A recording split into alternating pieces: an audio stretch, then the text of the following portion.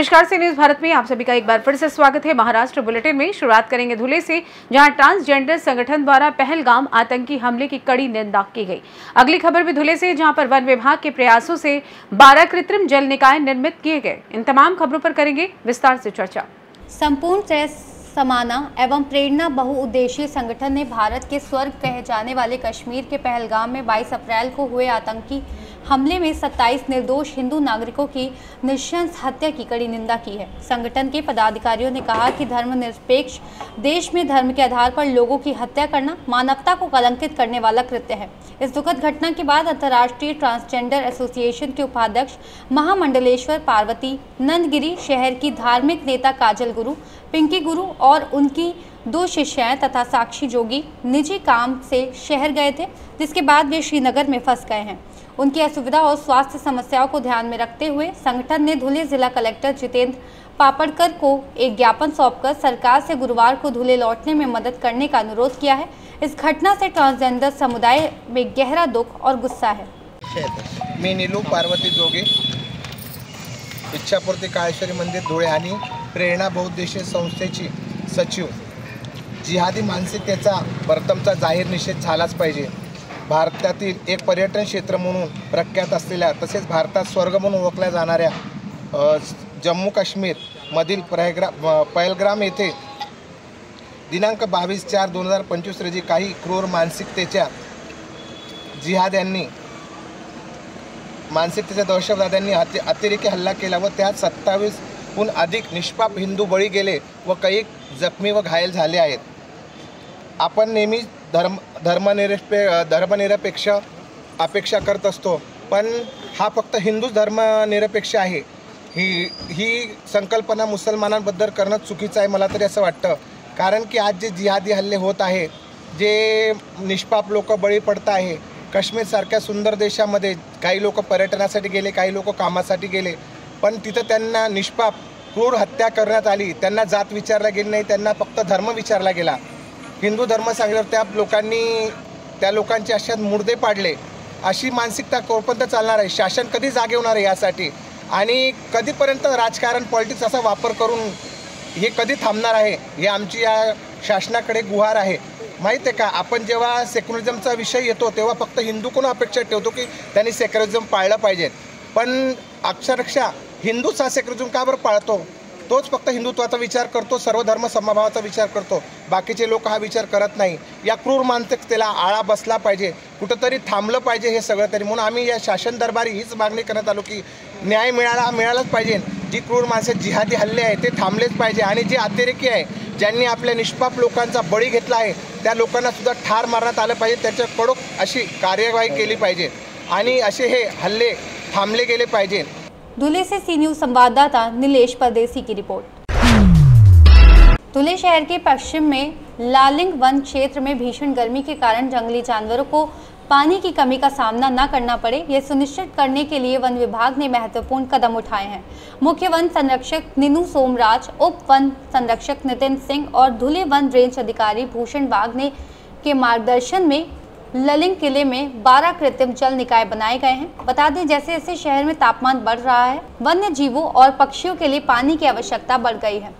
One विभाग ने पानी की तलाश में इन्हें भटकने को रोकने के लिए तत्काल कदम उठाए हैं। वन रेंजर नितिन सांगले और वन रक्षक गोपाल यादव की टीम ने सामाजिक संगठनों की मदद से इन जलाशयों को टैंकरों के जरिए पानी से भरना शुरू कर दिया है। इन प्रयासों से लालिंग और आसपास के क्षेत्र में नए चारगाहों में जंगली जानवरों को पीने का पानी उपलब्ध हो गया है। अब उन्हें पानी की तलाश में दूर तक भटकने की जरूरत नहीं पड़ेगी। इसकी तस्वीर फिलहाल लालिंग किले में दिखाई दे रही है। वन्यजीव प्रेमी वन विभाग की इस संवेदनशील भूमिका से संतोष व्यक्त कर रहे हैं। धुले से सी न्यूज संवाददाता नीलेश परदेसी की रिपोर्ट। राहुरी तालुका के विम्बोरी क्षेत्र में 24 अप्रैल को 23 वर्षीय युवक निखिल देवकर ने चलती ट्रेन के सामने कूदकर आत्महत्या कर ली। वहीं उसे आत्महत्या के लिए उकसाने वाले पेट्रोल पंप मालिक के खिलाफ मामला दर्ज किया जाना चाहिए। इस मांग को लेकर देवकर के परिजनों ने वंबोरी में पुलिस चौकी पर धरना दिया। बता दें, राउरी तालुका के वंबोरी में शांतिलाल कांतिलाल एंड सन्स के पेट्रोल पंप पर 18 अप्रैल को कर्मचारियों के साथ गाली गलौज और मारपीट करने के आरोप में 6 लोगों के खिलाफ राहुरी पुलिस स्टेशन में मामला दर्ज किया गया था। उसके बाद वंबोरी निवासी निखिल राव साहेब देवकर ने 24 अप्रैल को वंबोरी क्षेत्र में चलती ट्रेन के सामने छलांग लगा दी। इस घटना में उनकी मौके पर ही मौत हो गई।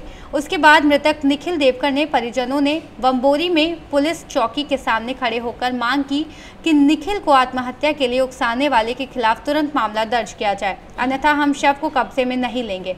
इस रुख से क्षेत्र में तनाव पैदा हो गया। इस अवसर पर निखिल के परिजनों ने कहा कि निखिल देवकर के खिलाफ झूठा मामला दर्ज किया गया था, साथ ही उसका वीडियो वायरल कर बदनाम किया गया। इसी वजह से मानसिक तनाव के कारण आज निखिल ने आत्महत्या कर ली। सुमित किरण उर्फ बाला साहेब मुनोत और किरण मुनोत द्वारा की गई बदनामी के कारण निखिल को आत्महत्या के लिए प्रेरित किया गया। परिजनों ने आरोप लगाते हुए मांग की कि सुमित किरण उर्फ बाला साहेब मुनोत और किरण मुनोत दोनों के खिलाफ आत्महत्या के लिए उकसाने का मामला दर्ज किया जाए। जब तक मामला दर्ज नहीं होता, हम शव को कब्जे में नहीं लेंगे। आनंदा देवकर, राहणार वंबोरी, माझा पुतण्या निखिल रावसाहेब देवकर यांच्यावर गेल्या 8 दिवसापूर्वी बाळू मुनोत यांच्या पेट्रोल पंपावर खोट्या गुन्ह्यात विनाकारण गुन्हा दाखल करून व्हिडिओ व्हायरल केल्यामुळे माझ्या पुतण्याने मानसिक तणावामुळे आत्महत्या केली आहे। यास कारणीभूत बाळू मुनोत असल्याने बाळू मुनोत यांच्यावर सदोष मनुष्यवधाचा गुन्हा दाखल करून मला न्याय द्यावा ही विनंती। मी राधेश्याम दत्तात्रय कुसमुडे, आज मी वांबोरी पोलीस स्टेशन येथे उभा आहे। माझा भाचा निखिल रावसाहेब देवकर यास आत्महत्यास प्रवृत्त करून त्याचा आत्महत्या करून त्याने जीव दिला। तर माझ्या भाच्याला आत्महत्यास प्रवृत्त करणाऱ्या संबंधित व्यक्ती म्हणजेच बाळू मुनोत यांच्या पंपावर वाद झालता, तर त्याने खोटा गुन्हा दाखल करून माझ्या भाच्याला अडकवलं। तर माझा भाचा त्यामुळे डिप्रेशनमध्ये स्वतःचा जीव गमावला। तर आज आम्ही यासाठी वांबोरी पोलीस स्टेशनमध्ये आलो आहोत की ज्या कोणी व्यक्तीने माझ्या भाच्याला आत्महत्यास प्रवृत्त केलं त्या व्यक्तीवर गुन्हा दाखल करून सदर घटनेचा सखोल चौकशी करावी आणि आम्हाला न्याय मिळवून द्यावा। त्यावर सदोष मनुष्यवधाचा गुन्हा दाखल करावा, अन्यथा आम्ही आज वांबोरी पोलीस स्टेशनमध्ये माझ्या भाचेचं प्रेत घेऊन आलेलो आहोत। तर ते प्रेत आम्ही ताब्यात घेणार नाही। जर यामध्ये आम्हाला न्याय दिला नाही, गुन्हा नोंदवला नाही, तर आम्हाला दुसरा पर्याय नाही। आम्हाला आमच्या कुटुंबासह आत्महत्या करावं लागत, तरी आपण न्याय मिळवून द्यावा असं आवाहन करतो। संभाजीनगर से सी न्यूज़ संवाददाता राधेश्याम की रिपोर्ट। फिलहाल के लिए इस खास बुलेटिन में बस इतना ही। देश दुनिया की तमाम बड़ी खबरों को जानने के लिए आप जुड़े रहिए सी न्यूज़ भारत के साथ। हर खबर आपके साथ, आपके हाथ।